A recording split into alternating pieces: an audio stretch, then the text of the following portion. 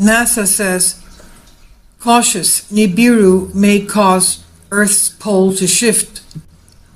Plus more. NASA have announced that the Earth may be about to experience a pole shift, leaving it unable to defend itself against solar radiation for up to 200 years, which would have devastating consequences for humans. Solar storms, when radiation and X-rays are ejected from the Sun towards Earth. The U.S. Space Agency says that if magnetic poles reverse, there would be huge increase in skin cancer, worldwide electronic communications blackouts, and extreme weather capable of wiping out humans. Climate researchers believe we are heading towards a reversal of the Earth's magnetic field, an event that has happened before and has been attributed to wiping out the Neanderthal men.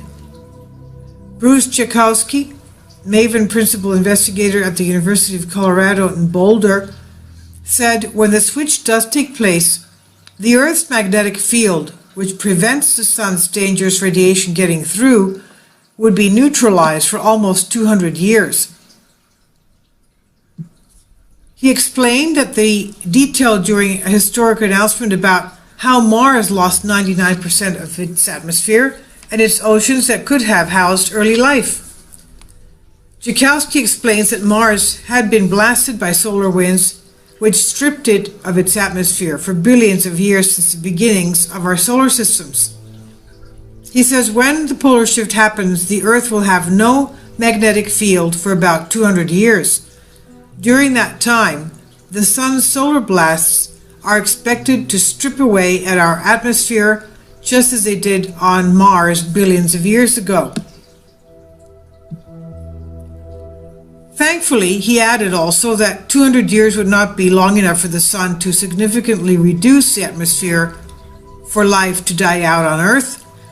Michael Meyer, lead scientist for the NASA Mars mission, also added that the Sun had been much more powerful in the early stages of the solar system when Mars had been continuously blasted, and even when the process had taken billions of years and still 1% of its atmosphere remains.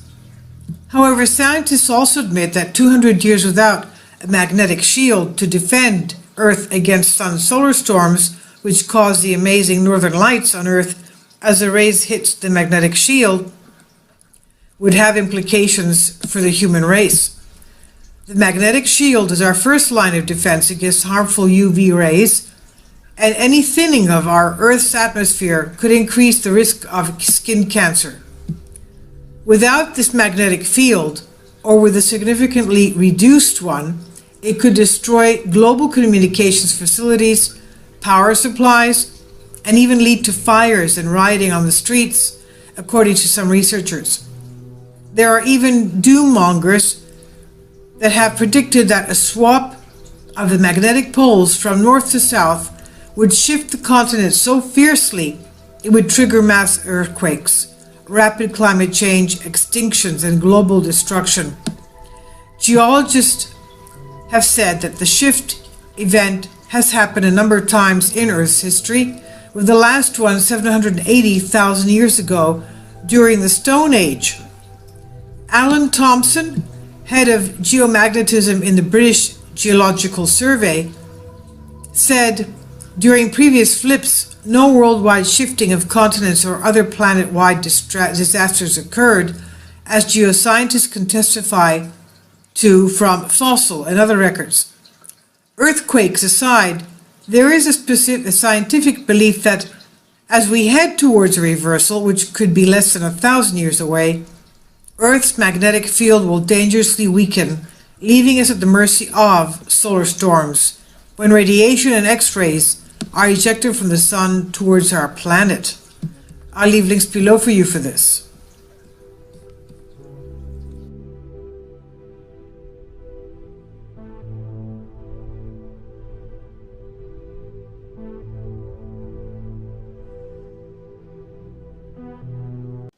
Are you serious? Are you serious? Get some coffee and calm down. Matter of fact, I take my coffee very seriously. I really do. Matter of fact, I got this when I was in out east. Yes, I take my coffee seriously, very seriously. Are you seriously serious about your serious coffee? You should be. What?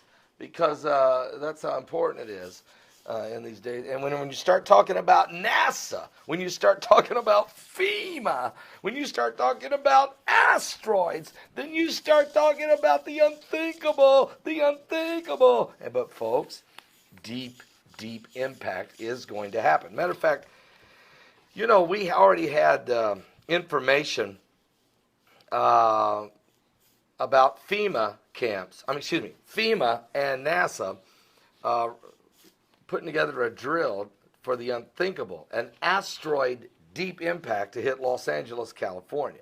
And what do? Well, the possibility has existed, folks, on the pages of Hollywood scripts, but in what may be, folks, a real life case is NASA and FEMA and other government agencies engaged in a planetary protection exercise to consider the potential devastation consequences of a 330-foot asteroid hitting the Earth with a deep impact. You can go to Revelation chapter 8, verse 8. We can read of two deep impacts that are going to hit the Earth somewhere on this planet in the book of Revelation. It's going to happen. Now, the simulation projected the worst case blast wave by an asteroid strike, that it would happen in the year 2020. I want you to keep that in mind. Why in the world are they preparing for a deep impact for the year 2020 unless they know, potentially, could they know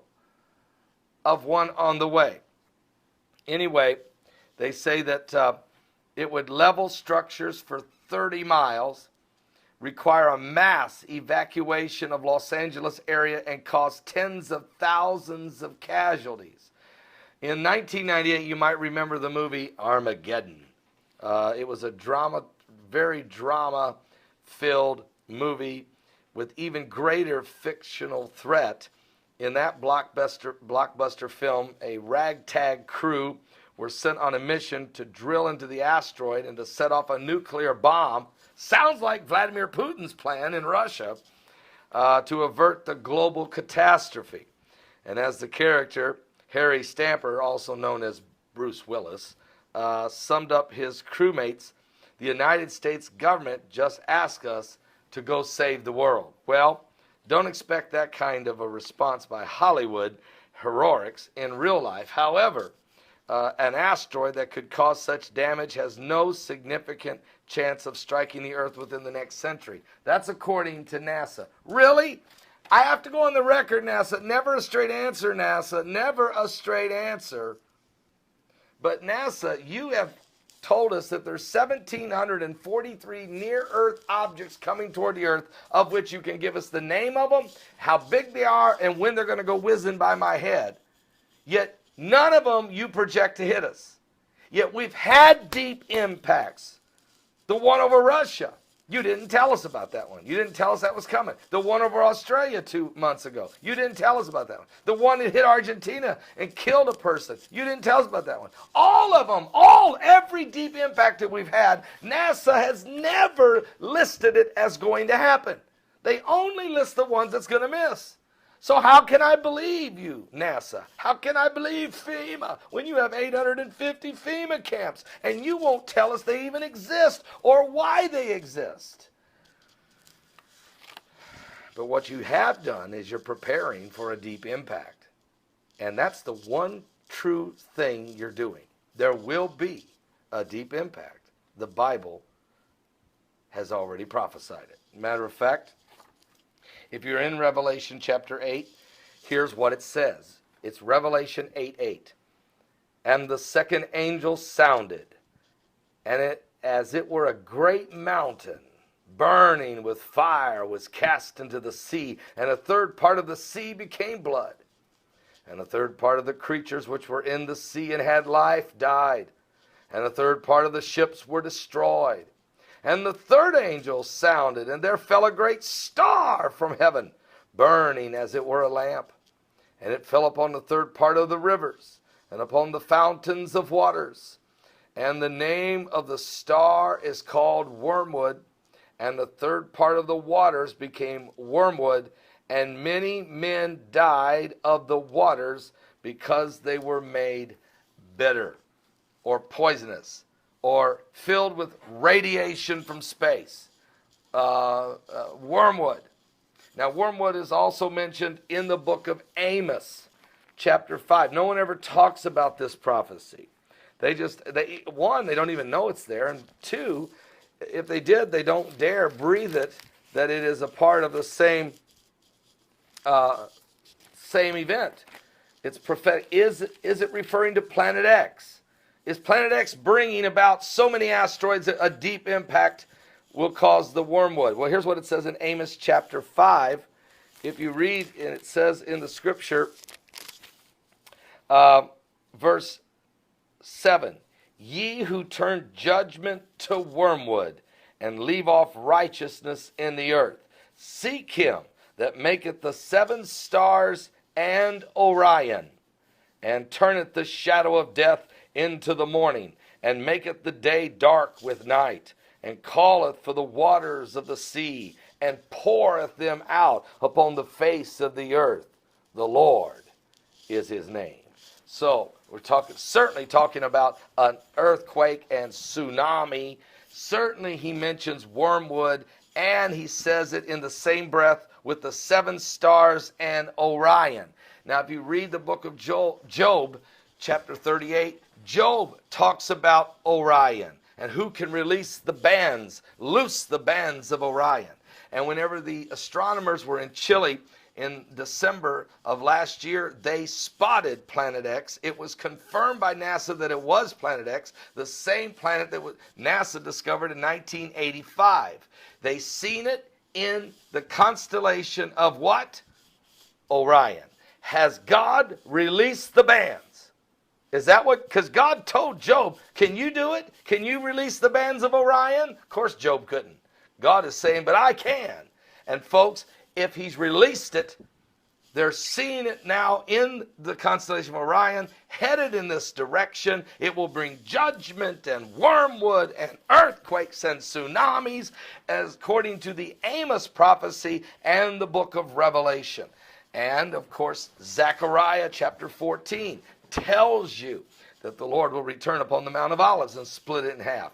And the waters will flow from the from the former sea to the hinder sea. In other words, create a massive tsunami right through the land of Israel. So, are you serious? Are you serious? Something biblical is going on with the signs of the second coming of Christ. We're going to talk about these prophecies in today's broadcast. NASA, FEMA, and wormwood, headed in a collision course with prophecy. I'll be right back with more in just a moment.